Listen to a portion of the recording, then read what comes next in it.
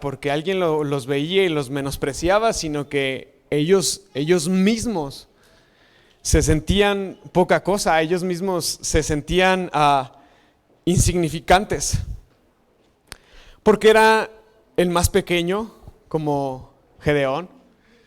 Cuando el Señor llama a Gedeón, él le contesta: yo soy el más pequeño de todos los pequeños, de los más pequeños de la tribu más pequeña, de los más pequeños de los hijos de mi padre. O quizás la más pequeña. O quizás como Moisés, que dice: no, yo ni puedo hablar, ¿a mí para qué me mandas? Soy tartamudo. O porque quizás eran niños, o porque aparentemente no tenían la fuerza suficiente como David, que la gente lo menospreciaba, decía: ¿cómo esa cosilla, esa tilanguilla va a derrotar a ese gigante?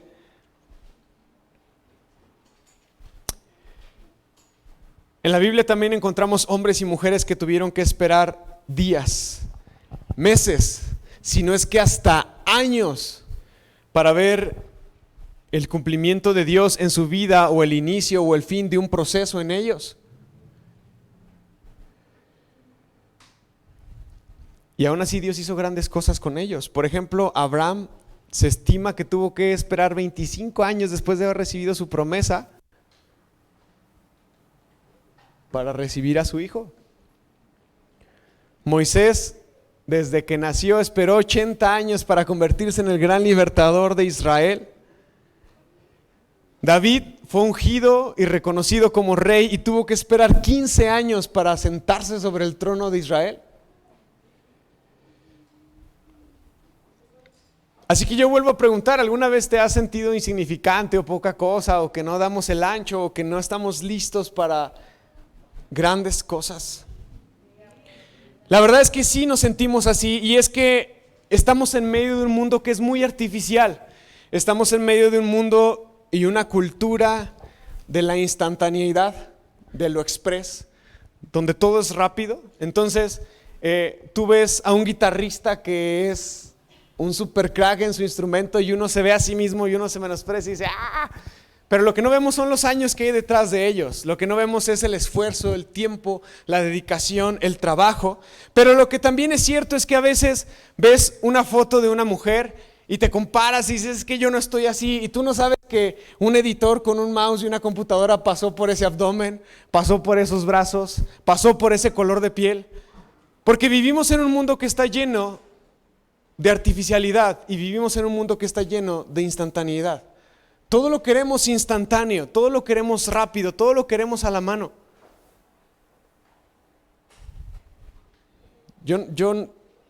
A mí me tocó el internet ese que sonaba tic, tic, tic, que hacía como un ruido de computadora, y la pantalla se iba cargando así en líneas. Los niños chiquitos no saben lo que es eso, pero hoy en día nos desesperamos por 3-4 segundos que una página no carga, cuando antes eso era abismal, era un mundo.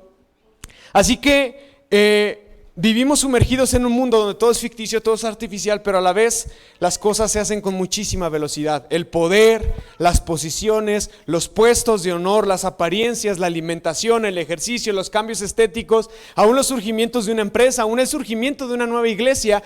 Muchas de estas cosas parece ser que se dan de la noche a la mañana. Ya sea porque alguien obtuvo una palanca y agarró un puesto que no se merecía, pero de un día para otro se convirtió en el gerente, se convirtió en el director de alguna área en específico. O las personas que de buenas a primeras ya están super fitness y bien marcadas y bien trabajadas, y no sabemos que pasaron por una cirugía y unos cuantos botes de proteínas y nada de ejercicio. Todas estas cosas son cortinas de humo. Pero el problema es que nuestra vida misma, nuestro ser, estamos tan engolosinados con lo que este mundo maneja, lo que está al alcance de nuestro celular, de nuestra televisión, que consciente o inconscientemente terminamos envidiando, terminamos deseando, terminamos queriendo ser como los demás, sin entender que son cortinas de humo. Yo te hago una pregunta: ¿será acaso que así funciona el reino de los cielos? ¿Será acaso que el reino de los cielos es una cortina de humo? Es puras llamaradas de petate, es un montón de espuma, pero nada de contenido. ¿Será acaso que el reino de los cielos funciona así?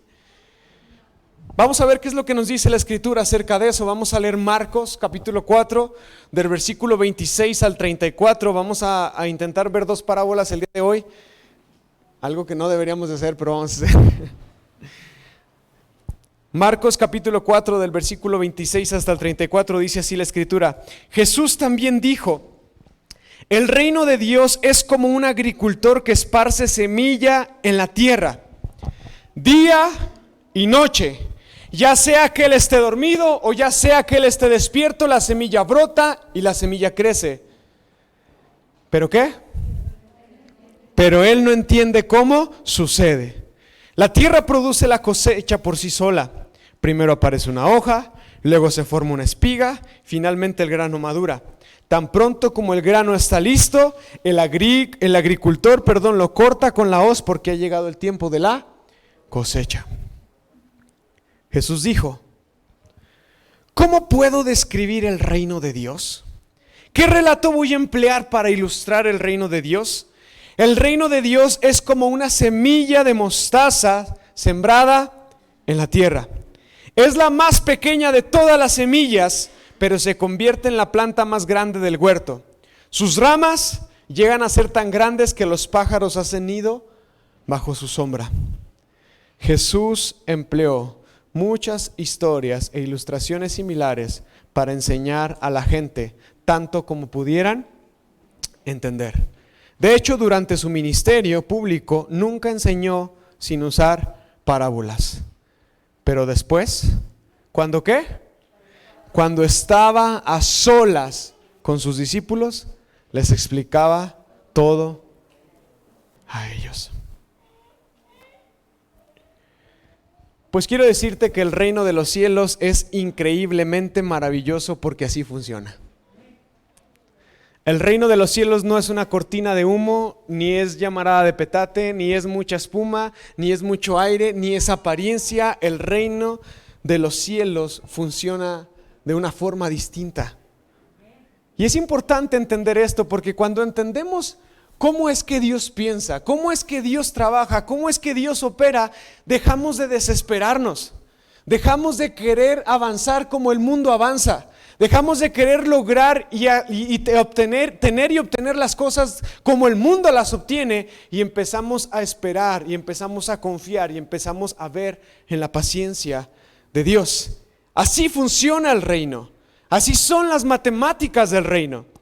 Y aunque el trigo y la mostaza, bueno, porque una parábola habla acerca del trigo y otra parábola habla acerca de la mostaza, aunque el trigo y la mostaza no son la misma semilla, por lo tanto no es la misma planta ni es la misma esencia, lo que sí es que podemos rescatar al menos 3 principios de estas dos parábolas para nuestro aprendizaje el día de hoy, y es de lo que les quiero hablar el día de hoy.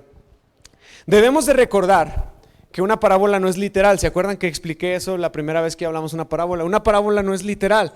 Una parábola es una pequeña historia de la cual tomamos un principio en particular que lo aplicamos en el contexto de la parábola de lo cual se está hablando. En este sentido, una parábola nos enseña un principio del reino. Una parábola nos enseña algo acerca del reino. No es que el reino literalmente sea una semilla, y no es que el reino literalmente sea un árbol de mostaza, sino que podemos obtener principios de ahí. Así que una parábola no es necesario tomarla como algo literal. Muchas veces sí podemos tomarla como una alegoría. Pero el día de hoy vamos a ver estas dos parábolas y vamos a intentar aprender algo acerca de ellas. Así que, en conexión con la primera parábola que vimos hace 3 semanas, la primera parábola, ¿se acuerdan cuál fue? La del sembrador, que dijimos que era una parábola clave porque era la primera parábola en los 3 evangelios, y a partir de esa parábola, si entendíamos el mensaje de esa parábola, podríamos entender o recibir el mensaje de las demás parábolas. Así que en conexión con la primera parábola, la parábola del sembrador, podríamos decir que estas dos parábolas ya están partiendo de la idea de que la semilla ya ha sido sembrada en buena tierra, ¿verdad? Porque en la parábola del sembrador habíamos dicho que habían distintas clases de tierra, pero pensemos que aquí la semilla ya ha sido sembrada en una buena tierra. Nosotros, que estamos dispuestos, que estamos contentos y que estamos expectantes, con los ojos bien abiertos, con los ojos bien abiertos, los oídos bien abiertos para recibir lo que el Señor quiere hablarnos el día de hoy. Una vez que la semilla ha caído en buena tierra, nuestro siguiente proceso es ver y esperar el fruto. Y para esto yo quiero hacerles una pregunta. ¿Ustedes alguna vez han visto un limón o un manzano o un mango o lo que ustedes quieran? Así que está así bonito, frondoso, verde, y que de la nada está ¡pum! Y sale el limón. No, yo pensé que así salían, hermanos. ¿Verdad que no fluye así, no viene hacia el fruto? De hecho, cuando el limón aparece, hay un vecino que tiene un limón atrás de la casa, ni siquiera parece un limón, pues es una flor. Y uno no entiende de dónde ni cómo, pero al pasar de los días ya es un limón. Qué maravilloso es el Señor, ¿no? Definitivamente el proceso y el crecimiento de la semilla no se puede forzar, ¿verdad que no? Nadie puede forzar el proceso y el crecimiento de una semilla. Su proceso y su progreso obviamente va a depender íntimamente de los recursos y los elementos que están a su alrededor, pero también estos recursos y estos elementos van más allá de nuestras manos y van más allá de nuestro poder. Si yo planto un girasol adentro de mi cuarto, yo no puedo agarrar un cachito de sol y ponérselo para que se logre la fotosíntesis. Hay recursos que están más allá de nuestras manos y hay recursos que están más allá de nuestras fuerzas. Sin embargo, aún así la semilla sigue su proceso y su progreso. Porque gracias a Dios no depende todo del agricultor, ¿va? Primera de Corintios capítulo 3, versículo 6, dice algo precioso que debe de liberarnos el día de hoy. Primera de Corintios capítulo 6 está hablando el apóstol Pablo y dice: yo planté la semilla en sus corazones y Apolos, otra persona como Pablo, alguien que se dedicaba a predicar y visitar las iglesias, que era un pastor también, y Apolos la regó, pero ¿quién fue el que hizo el crecimiento? ¿Quién dio el crecimiento? Dios es el que da el crecimiento. No lo tome mal, pero yo no soy responsable de que usted crezca, hermano. Y usted no es responsable de que su pareja o sus hijos crezcan. Si somos responsables de plantar semillas, si somos responsables de regar, de proporcionar los recursos que están a nuestro alcance para que la gente crezca, pero si al final del día alguien decide no recibir, alguien decide no creer, alguien decide no seguir, no es tu culpa. Y eso es liberador. Eso tiene que ser liberador. Yo sé, duele, pero es liberador. Así que nosotros nos limitamos, quizás a regar o a plantar o a cosechar, pero no depende el crecimiento de nosotros y damos gracias a Dios por eso. Así que nosotros no podemos forzar el fruto. Nadie de nosotros puede forzar el fruto. No podemos estirar las hojas de una lechuga. ¿O sí? ¿Qué pasa si la estiramos? La rompemos. No podemos hacer que crezca la lechuga. Y es que el campo, así sin ruido, a ver, vamos a guardar silencio todos. El campo, así sin ruido, sin prisas, sin ser forzado, pero también sin pausas. Así funciona el campo. Y así funciona el reino de los cielos. Sin ruido, sin prisas, sin forzar a nadie, pero también sin pausas. Así funciona el reino de los cielos. Con pequeños pasos, con pequeños procesos, con pequeñas decisiones que parecen insignificantes. Así funciona el reino de los cielos. Y eso es hermoso. Y entonces encontramos tres principios en estas parábolas. Las voy a revolver todas, perdónenme que haga eso, pero lo bueno es que están cortitas, tan sencillas las parábolas. Y voy a hablar acerca de tres principios que nosotros encontramos. Y es que el primer principio es que el reino de los cielos, o las parábolas, tienen un comienzo insignificante. Es un comienzo insignificante. ¿Qué trabajo te da sembrar una semilla? ¿Es un esfuerzo sobrehumano? ¿Es algo acá fuera de nuestras capacidades? No. Es un comienzo insignificante, es un comienzo pequeño. Dice el versículo 30 y 31, dice, bueno, el 31 nada más, es como una semilla de mostaza sembrada en la tierra, es la más pequeña de todas las semillas. Ni cargar la semilla te costó. Dice la segunda parábola de esta tarde que el reino de Dios es semejante a una semilla de mostaza en la tierra. ¿Alguien ha visto alguna vez una semilla de mostaza? ¿De qué tamaño son? 1 milímetro de diámetro. Las grandotas 2 milímetros de diámetro. Como por aquí. Por eso los niños cantamos, tan chiquita la semilla de mostaza, tan chiquita como una punta de ¿qué? De alfiler. ¿De qué tamaño es la semilla de un frijol? Pues el frijol, ¿verdad? Más grande. Pero la semilla de mostaza es una semilla sumamente pequeña, 1 milímetro de diámetro aproximadamente. Y yo te pregunto, ¿cuánto es 1 milímetro? ¿1 milímetro es algo? O sea, yo sé que sí, pero ¿es significativo? Cuando estás trazando un terreno, 1 milímetro es significativo.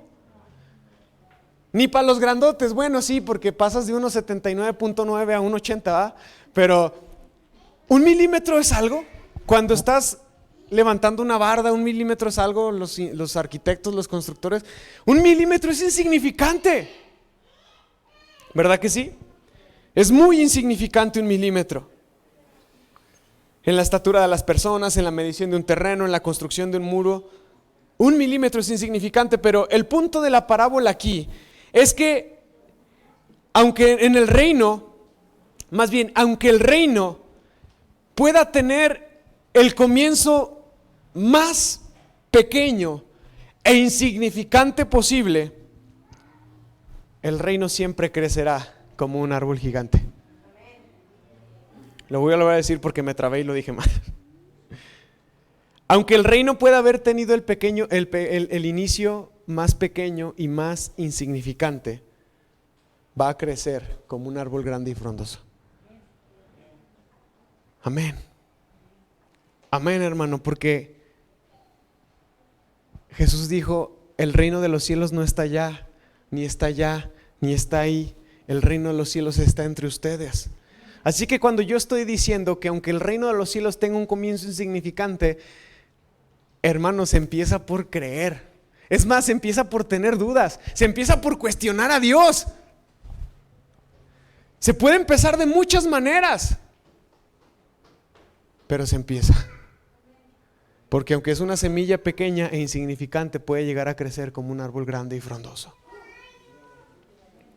Así que, hermano, no estoy hablando de tu vecino, estoy hablando de ti, de lo que el reino de los cielos puede hacer en ti cuando tú permites que algo insignificante altere y afecte la eternidad.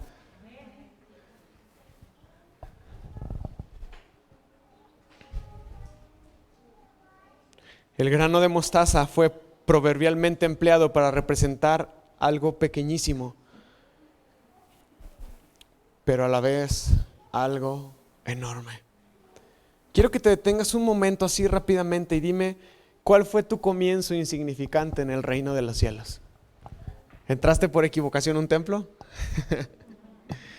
¿Te invitaron? ¿Te llegó un versículo ahí al celular y dijiste, caray, esto sí me interesa? ¿Qué tan insignificante fue el comienzo del reino de los cielos en tu vida? Pues aunque sea pequeño y aunque sea insignificante, es grande en la obra del Señor. El segundo punto que nosotros podemos ver en estas parábolas es, ando bien contreras hoy, pero es un proceso insignificante. O en otras palabras, un proceso imperceptible. ¿Sí? Y eso lo vemos en la primera parábola. En el versículo 27 y 28 dice, día y noche. Marcos 4, 27 y 28 dice, día y noche. Ya sea que el agricultor esté dormido o esté despierto, no es necesario que el agricultor esté presente. La semilla brota y crece, pero él no entiende cómo sucedió. La tierra produce las cosechas por sí sola. Primero aparece una hoja, luego se forma la espiga y finalmente el grano madura. Una vez que la semilla fue plantada en tierra, una vez que la semilla insignificante fue dejada caer en tierra, aún por accidente si tú quieres, solamente hace falta regarla y esperar. Digo, obviamente ya quienes producen en masas, pues hay más procesos, insecticidas y toda esa situación, ¿no? Pero naturalmente nada más hace falta regar y esperar. Y muchas veces ni regar si es un lugar húmedo o es un lugar donde constantemente llueve. Pero es necesario decirlo y lo voy a volver a decir. Día y noche, noche y día y noche. La semilla crece y el proceso no se detiene. Amén. Amén. El problema es que a veces estos pequeños desarrollos, estos insignificantes desarrollos, nos parecen poca cosa. Porque yo voy a hacer una pregunta, ¿cómo es este proceso? ¿Alguien se acuerda cuando le tocó plantar un frijolito en la primaria? ¿En una botella? Primero, no me contesten, pero ¿a quién sí se le dio el frijolito? Porque a muchos no, ¿verdad? Y yo me acuerdo que uno llegaba de la escuela corriendo. Porque pues uno se levantaba y quizás muy a duras penas se vestía y se cepillaba los dientes y te ibas a la escuela. O sea, no tenías tiempo de ver tu planta al amanecer. Entonces, hasta que regresabas de la escuela, pues llegabas a verla, ¿no? Entonces, al menos habían pasado unas 14, 15, 16 horas de la última vez que la viste. Y pues llegabas a ver y oh, decepción, no había nada. Y al día siguiente, y oh, decepción, no hay nada. Y así algunos días hasta que parece ser que algo está surgiendo, pero uno espera ver frijoles y no hay frijoles. ¿Verdad que sí? Quien se ha detenido a observar este proceso, pues yo pienso que ha de tener mucho tiempo. Tenía muchas ganas de poner un video, pero no hubo chance. Un video acelerado. Si no, búsquenlo en internet para que se den una idea de cómo un video acelerado que graba 24/7 sin parar nos da la idea de lo que es que una planta o un fruto, una semilla se dé. Yo pienso que ni aún la gente que se dedica al campo de tiempo completo puede explicarnos cómo es que sucede este proceso. Es que no hay explicación. Hermano, que alguien me explique cómo de una semilla y de tierra y agua puede salir una planta.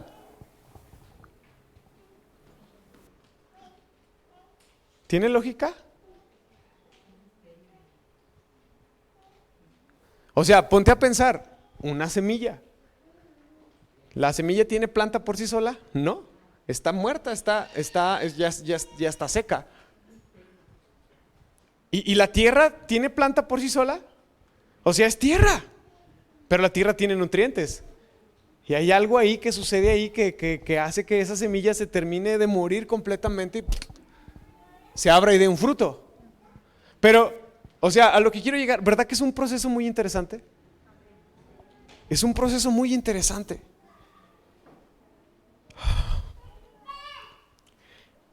Pero yo creo que nadie se detiene a verlo. Hay un dicho muy popular que dice que al nopal solo lo visitas cuando ¿qué?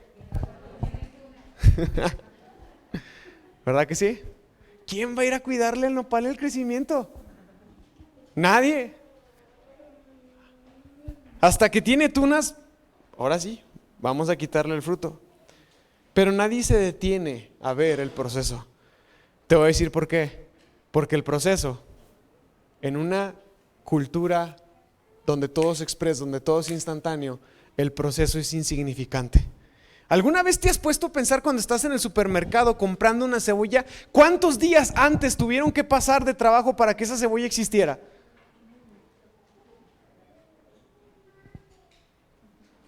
o una naranja, o las uvas. Porque para que una viña, una parra de uvas, al menos hay que esperar 2 años de estarla podando hasta que esté gruesa y lista para cargar y soportar un racimo, y eso a ver si nos da. O sea, nadie piensa en el proceso.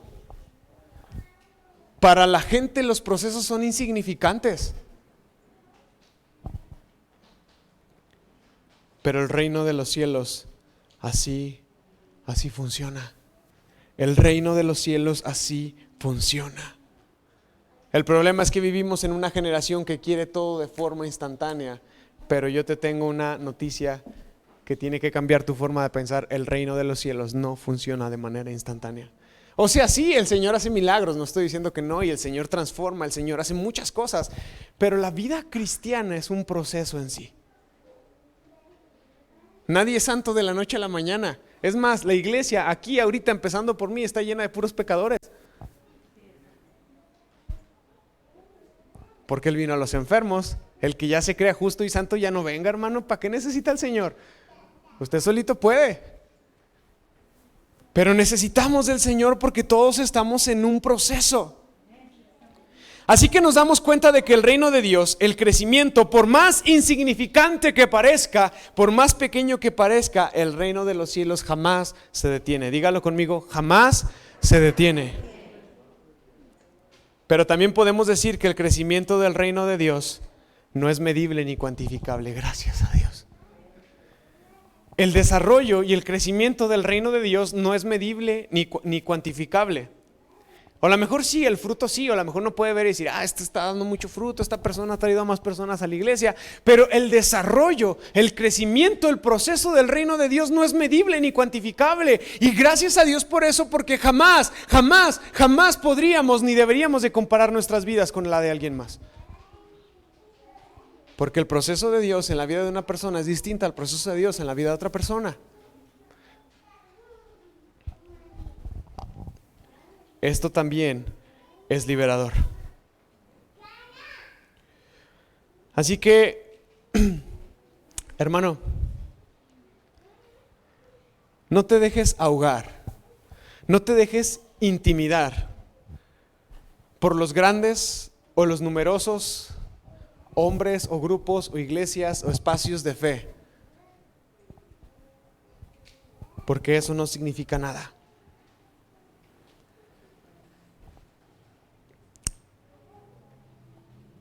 El reino de Dios no se basa en números cuantificables. A veces como predicadores o como misioneros o como los que sembramos la semilla, existe una prisa en nosotros por ver crecimiento, ¿verdad?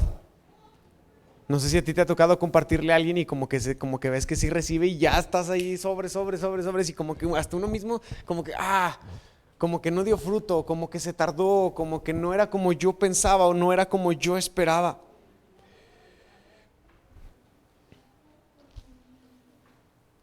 A veces como predicadores tenemos esa prisa por ver el crecimiento, por ver los frutos. Y quizás después de plantar la semilla, como el niño regresando a la primaria, llegamos el primer día, no hay nada. Y llegamos el segundo día y no hay nada. Y a veces eso también puede desanimarnos o desalentarnos a continuar predicando y llevando el evangelio. Pero hermano, tenemos que entender que los procesos de Dios no son así. Así que esta parábola, la parábola de la semilla que crece sola, también nos habla acerca de la paciencia y la diligencia que tiene que tener el sembrador al sembrar. Porque dice que viene el día, viene la noche, esté o no esté presente, esté dormido o no está dormido, esa semilla tiene que crecer, pero también hay que esperar hasta que esté lista y hasta que tenga su fruto para que sea cortada. Quizás hoy tú te sientes impaciente y quizás comparado el día de hoy con el día de ayer dices, no hay muchos cambios, no he visto la obra de Dios en mi vida, porque menospreciamos el proceso de Dios que es pequeño. Pero yo te invito a que voltees hace 1 año, hace 2 años, hace 3 años y me digas si no ha habido cambios. Y me digas si no se ha visto el obrar de Dios en tu vida. si no se ha visto ese proceso de Dios tocando y transformando el corazón.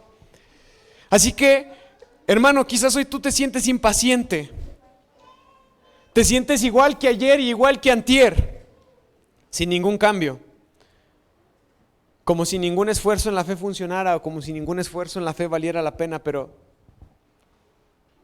hermano, no eres el mismo, porque la semilla del reino y del evangelio fue plantada en ti. No eres el mismo de ayer, aunque parezca que sí eres. Ya estás más guapo, ya estás más guapa. No eres el mismo de ayer, aunque parezca que sí eres. Hay algo que se ha sembrado en tu interior. Es una luz que, como vimos en la prédica pasada con Andrea, es una luz que no debemos de permitir que se apague, que no debemos de ahogar, que no debemos de poner debajo de la cama, debajo de nuestros temores, debajo de nuestras inseguridades. Es una luz que tenemos que permitir que brille, que alumbre.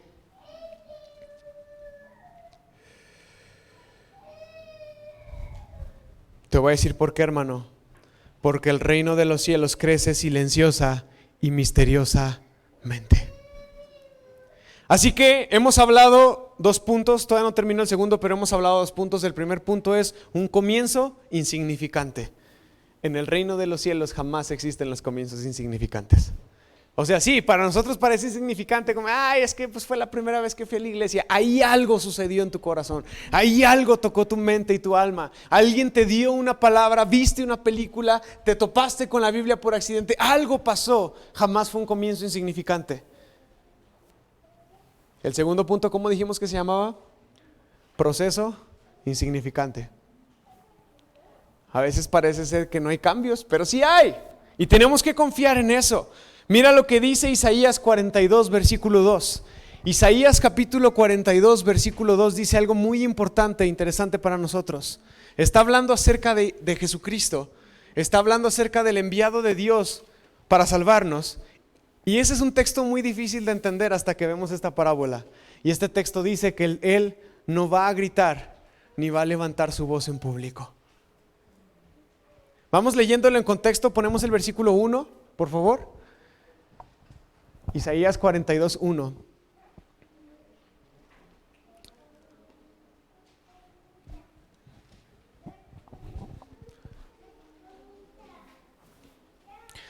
Dice, miren a mi siervo, al que yo fortalezco. ¿Se acuerdan cuando iniciamos la serie que hablábamos de que decía, hey, miren a mi hijo, ahí está, mírenlo a él. Miren a mi siervo, al que yo fortalezco. Él es mi elegido, quien me complace. Yo he puesto mi espíritu sobre él y él hará justicia a las naciones. Verso 2.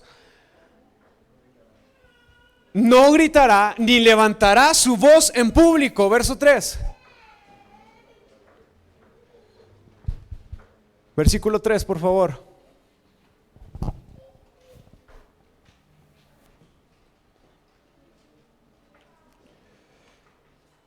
No aplastará la caña más débil, ni va a apagar una vela que titilea, esa vela que hablábamos hace 8 días. Él le hará justicia a todos los agraviados. ¿Se dan cuenta de la ternura con la que el Señor Jesús va a operar? Dice, esa caña que ya está débil, que parece ser que si le hago así se rompe, dice, cuando Él venga Él no la va a romper. Y aquella vela que está como que titileando, como que si le soplas más y se apaga, no la va a apagar.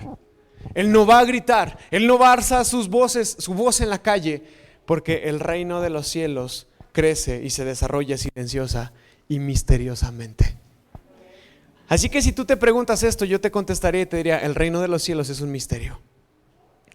Esta parábola nos enseña la limitación de que el hombre tiene, pero también la paciencia que debe de tener, la cual ya hablamos.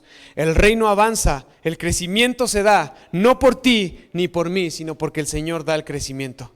El hombre se duerme y el hombre despierta, el hombre trabaja y se vuelve a dormir, pero el proceso de la semilla no se detiene. El proceso del reino de Dios no se detiene. A la mañana siguiente, después de algunos días, sin saber ni entender cómo, el hombre vuelve y la semilla ya creció. Crece, crece, y crece, y crece, y crece, y jamás se detiene. Así que llegamos a nuestro tercer punto, que es un resultado trascendente. ¿Cómo dijimos?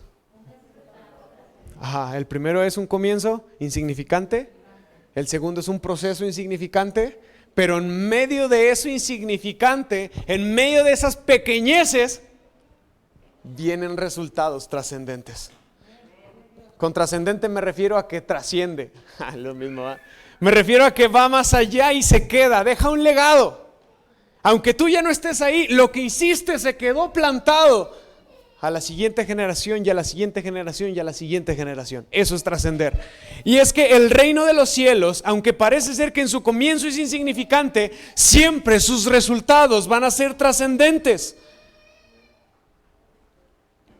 El grano de mostaza, aunque era pequeñísimo, ¿de qué tamaño dijimos que era? De 1 milímetro. Al ser plantado, produce una planta que después se hace arbusto y que después termina siendo un árbol. Un árbol de aproximadamente 2 a 4 metros de altura. Y yo te voy a hacer una pregunta que es bien incoherente y los que son de campo sabrán contestarme. ¿La mostaza originalmente es un árbol? ¿Qué es? Es una hortaliza. ¿Usted alguna vez ha visto que una lechuga se convierta en árbol? ¿Que el frijol se convierta en árbol? Es interesante cómo Jesús utiliza la mostaza, porque deja de ser una hortaliza.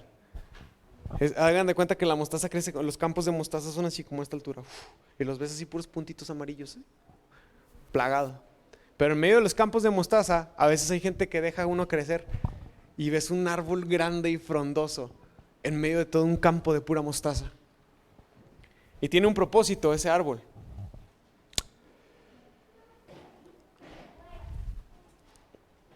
Las ramas de esta planta ahora son de suficiente tamaño como para permitir que las aves vengan.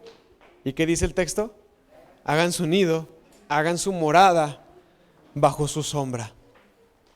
Así que la figura de un gran árbol, con las aves morando en sus ramas, descansando sobre sus hombros, es muy interesante, porque en el Antiguo Testamento el Señor mencionó en varias ocasiones que Él derribaría algunos árboles. Árboles que, aunque aparentemente eran un abrigo y un cobijo para las naciones, iban a ser derribados. Pero aquí el Señor Jesús, en vez de hablar de derribar un árbol, está diciendo que Él va a plantar una pequeña semilla que va a producir un árbol tan grande que va a permitir que las aves, las naciones, los pueblos encuentren cobijo en Él. Es increíble esto. Miren, el destino de grandes imperios, por ejemplo, en el Antiguo Testamento, en Ezequiel 21 y en Daniel 4 se habla acerca de Asiria como un gran cedro. Todos sabemos que los árboles, los cedros son enormes, son gigantes. Como un gran cedro que va a ser derribado. También Daniel 4 habla de que Nabucodonosor era como un árbol fuerte y plantado, el cual era una fortaleza para muchas otras naciones, era un árbol vigoroso y el cual también iba a ser destruido. Eso está en Daniel 4, uno está en Ezequiel 21 del 3 al 13 y el otro está en Daniel 4 del 10 al 14. Pero el árbol del Señor florecerá. Eso lo encontramos en Ezequiel 17 del 22 al 24, no lo vamos a leer, pero ahí en Ezequiel 17 habla esta profecía acerca de que el árbol del Señor, y hoy podemos entender que ese árbol es ese reino, es esa suma de gentes de toda lengua, pueblo, tribu, lengua y nación que han creído en el Señor. Y es que en los tiempos de Marcos debió de haber sido muy estimulante, en medio de una iglesia perseguida, en medio de una iglesia tribulada, en medio de una iglesia que difícilmente podía poner su fe, que difícilmente podía confiar en el sistema que le oprimía. En medio de ese contexto debió de haber sido muy estimulante recibir una enseñanza como la de la semilla de mostaza, que enseña que aunque es muy insignificante el reino, tiene la potencia y la capacidad de crecer como un árbol fuerte y ponerse y anteponerse a las demás naciones.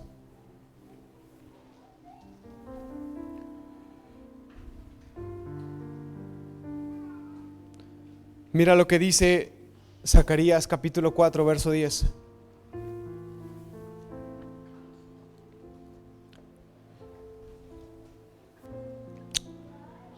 El templo de Salomón había sido destruido por Babilonia.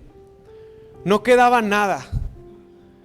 El pueblo se había ido al exilio 70 años y estando 70 años en el exilio, Dios levanta a Daniel y le pone en su corazón el saber y el entender que se iba a acabar el tiempo del exilio y era tiempo de regresar a casa.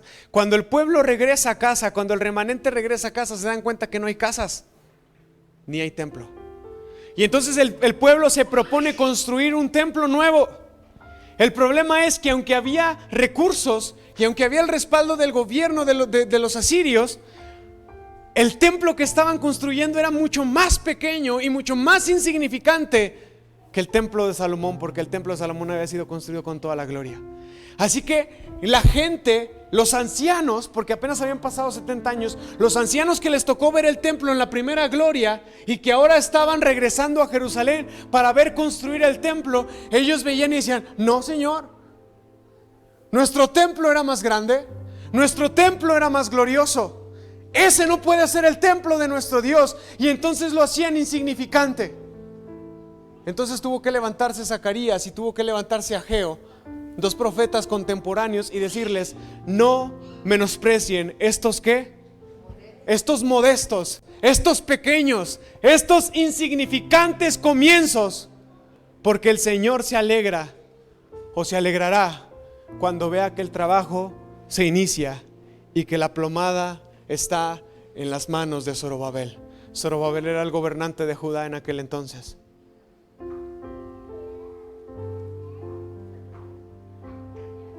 En Ageo dice: porque la gloria postrera será mayor que la primera.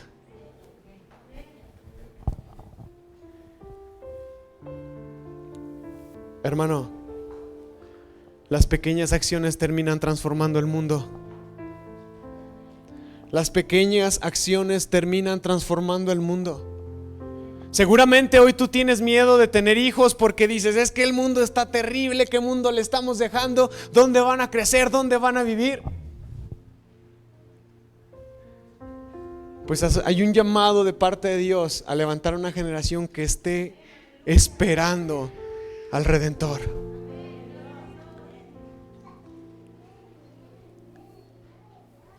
Es nuestro deber hacer esas pequeñas acciones,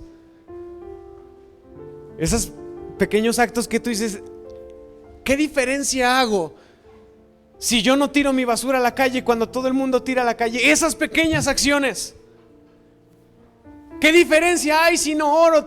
Nadie ora en la familia y todo el mundo sale y le va bien. Porque esas pequeñas acciones insignificantes, aún tú mismo sintiéndote pequeño e insignificante,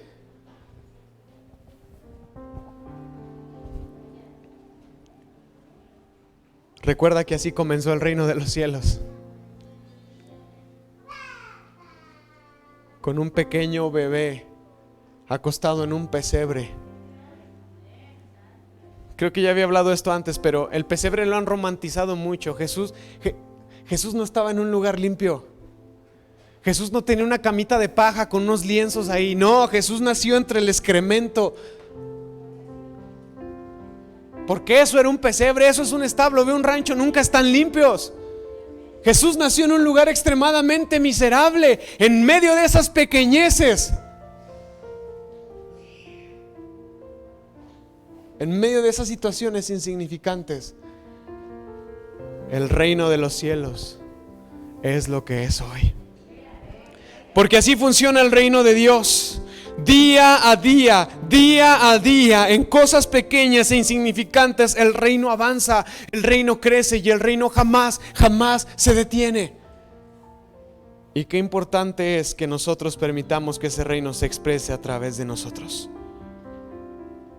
¿Qué no era la mostaza una hortaliza? Entonces, ¿por qué terminó siendo un árbol? Hermano, hermana, tú no eres insignificante. Tú no eres insignificante. Tú no eres insignificante. Los procesos de Dios en tu vida tampoco son insignificantes, aunque así lo parezca. El reino de Dios avanza con perseverancia y con paciencia, pero avanza.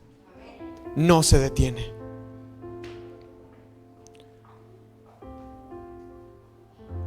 Así que dice Marcos 4, ahí al finalizar, no lo lean, pero dice que Jesús siempre enseñaba en parábolas.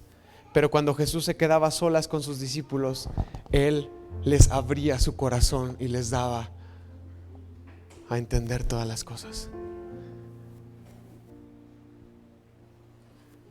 ¿Por qué no te quedas a solas con Dios por un momento? No hay nadie más aquí, eres tú y Dios nada más. Eres tú y el Señor nada más. Habla con Él, es el momento de decirle cómo te sientes. Es el momento de expresar tu condición, tu dolor, eso que te atemoriza cada vez que te paras frente al espejo, eso que te hace creer que tú no podrás, que tú no llegarás. Y hoy es el día de tener un comienzo insignificante, un día a la vez, un paso a la vez, iglesia.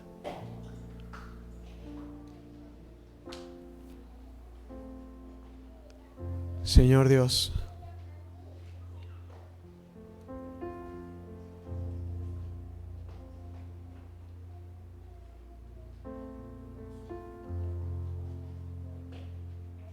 Abba,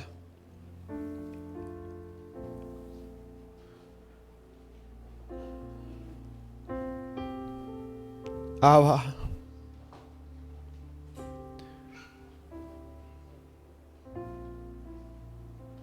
Papito nuestro,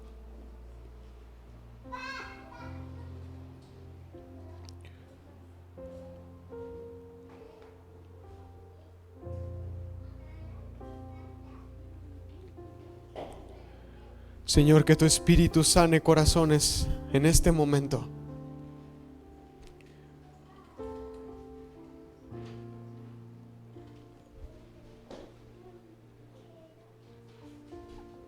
Señor, que tu Espíritu se mueva en esta hora en medio de nosotros.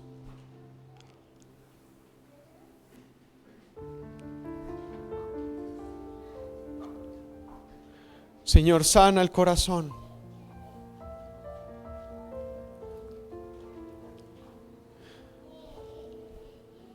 Señor, siembra tu palabra en lo más profundo de nuestro corazón, aún en esas áreas ocultas que hemos escondido de todos, en el autoestima, en la inseguridad.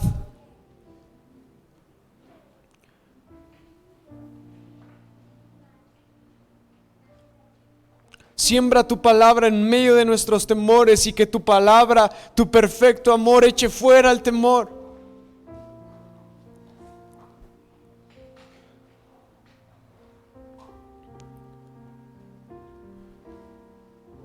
Señor, abre nuestros ojos para dejar de ver como este mundo ve y empezar a ver lo extraordinario, lo trascendente del reino. Señor, este mundo nos ha engañado con tantas cosas, ha atrapado nuestra atención, ha atrapado nuestra mente. Han sido tantas cosas, Señor, que nos hemos olvidado de lo que realmente importa. Señor, que quien tiene sentimientos de inferioridad sea sanado en el nombre de Jesús.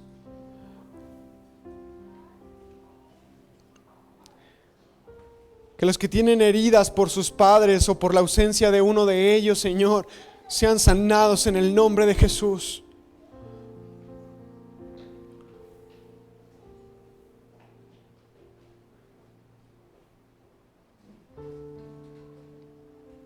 Que aquellos que han tenido y tienen pensamientos suicidas, Señor, sean sanados en el nombre de Jesús. Que aquellos que por causa de la enfermedad, Señor, han apagado su espíritu y su alma, sean sanados en el nombre de Jesús. Siembra una semilla de alegría y de luz, Señor, en medio de nuestras oscuridades. Que quien ha sido abusado o abusada, Señor, pueda sanar en el nombre de Jesús.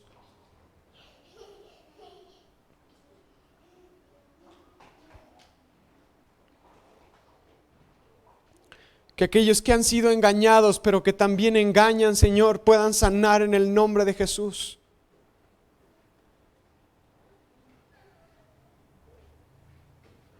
Señor, no importa que sea un comienzo pequeño e insignificante, pero queremos ver tu reino obrando en nuestra vida. Que como los discípulos podamos quedarnos a solas contigo. Que como los discípulos podamos venir en intimidad contigo y recibir de ti todo lo necesario para vivir. Así es el reino. Así funciona tu reino. Y nosotros queremos formar parte de él. En el nombre de Jesús. Amén. Amén.